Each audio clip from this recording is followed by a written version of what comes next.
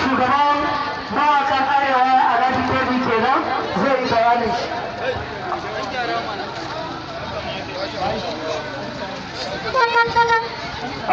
Jama'a assalamu alaikum.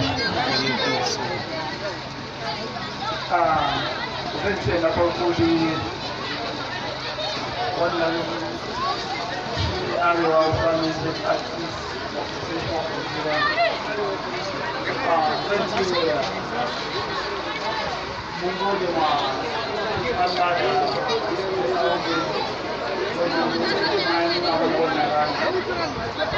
kuma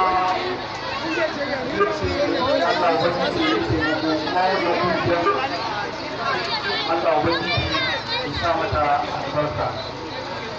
Bayan haka da zan yi magana da yawa ba wani na hukuma na arewa za mu ba da 5,000.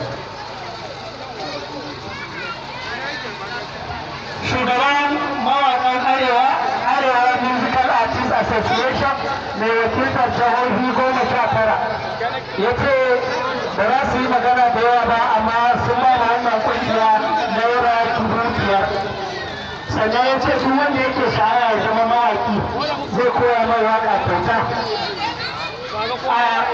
Ana ci gaba da karɓar taimako. Alhaji Umar Gamandi shi ma ya ba da nashi gudunmawar, Allah ya saka da alheri. Yanzu za mu ga wasan da ƙauraye za su yi shi kuma domin yaɗa al'adun Hausa. Yaba bismillah.